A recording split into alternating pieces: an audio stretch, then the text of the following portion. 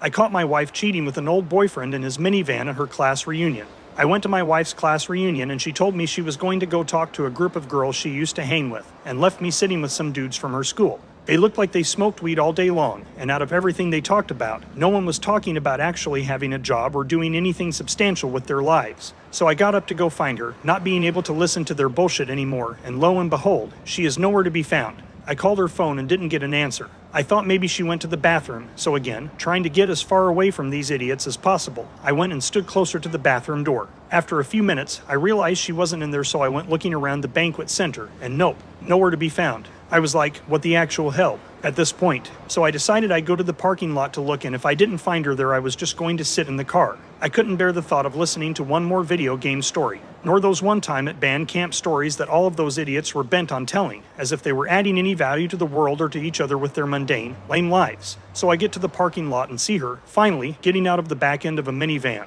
She is getting out and trying her best to fluff her hair and straighten out her clothes. I march right over there and see some dude zipping his pants up. He is sweaty and actually looks like a complete turd. I mean, this guy was not in near as good of shape as I am in, and he drives a minivan. I drive a Viper. I don't know what he's packing, but I am well above average, so I'm thinking I still outrank him there as well. I yell, "What the fuck, Sarah?" She gasps, and he runs and hides on the other side of his minivan. Come to find out, he was an old boyfriend of hers, like somehow that is supposed to make this better or make it to where I understand.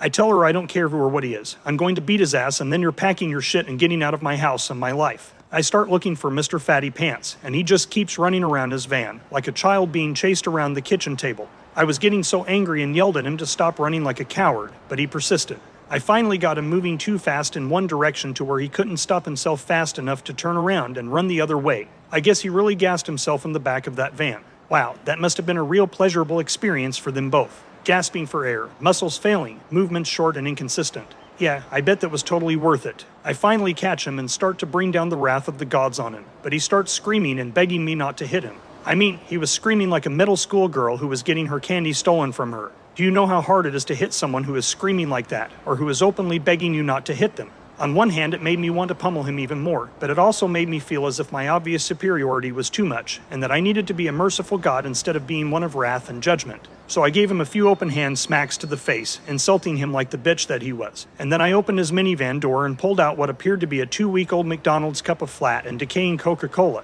I popped the lid off and poured it right on top of his balding head. I then grabbed some fries off the floorboard and smeared them on his face, some of them sticking to the soda residue that remained on his cheeks. I then raised my closed fist one last time so I could get the satisfaction of hearing him scream that horrific scream, one last time. I swear, it was the same sound that the Empire must have used on the show Andor to torment and interrogate Bix, the junk shop owner. If I wasn't in such a rage, I too might have become totally mentally disturbed by the shriek he let out. I finally walk away and go inside to wash my hands of his stench and to find my wife, who had run away amidst the tormentous screams of her minivan lover. The band was still playing some awful rendition of what I am sure was supposed to be a well-known classic rock song. Maybe they had heard the screams too and were now too upset to play the songs right. Who am I kidding? They sucked from the very first note. I didn't even ask, but I would bet $250 on my right nut that at least half of these idiots graduated from the same little school in this same scuzzy little town. I went and washed my hands with the cheapest, nastiest smelling hospital soap they had in their disgusting little bathroom. I attempted to dry my hands off under the world dryer.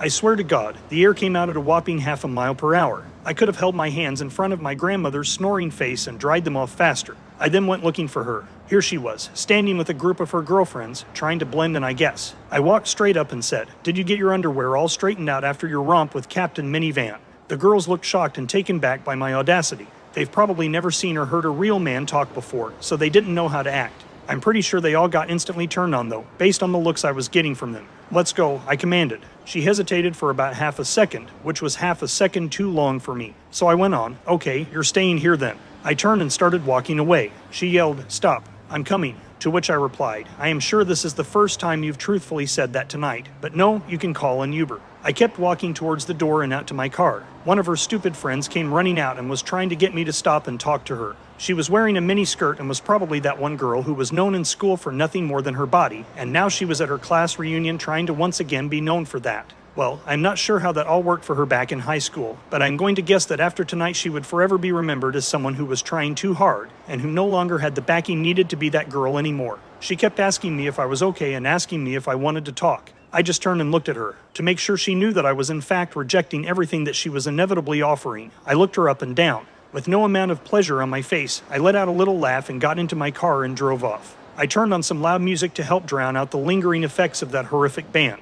I also sprayed myself down with some cologne to kill the smell of that awful soap. I headed back towards the city and back to my life. I took a hot shower and climbed into bed. I woke up the next morning and sent an email to my lawyer. He took care of the rest. I walked out and found my wife, asleep on the couch, still in her clothes from the night before. So I woke her up and told her to go get cleaned up. I made her some breakfast. In fact, I made her favorite breakfast. I think she thought it was some sort of amends and a sign that I wanted to patch things up. She sat there, trying not to smile, thinking she was totally going to get away with things. I smiled back as I watched her eat each bite. When she was done, she thanked me again and then started to apologize. I held my hand up, which made her totally stop speaking mid-sentence. Sitting there in silence, awaiting my words, she had a look on her face that screamed this vibe of I am totally off the hook and he still loves me. I leaned in towards her and spoke these words: I am a benevolent man, a patient man, a loving and caring man. I could see her relaxing and soaking in every syllable now. But I am not your bitch. Get out of my house and never come back. She instantly broke into tears and ran into the bedroom and quickly gathered her things and walked out the door. I went to my office and pulled up my dashboard and got to work.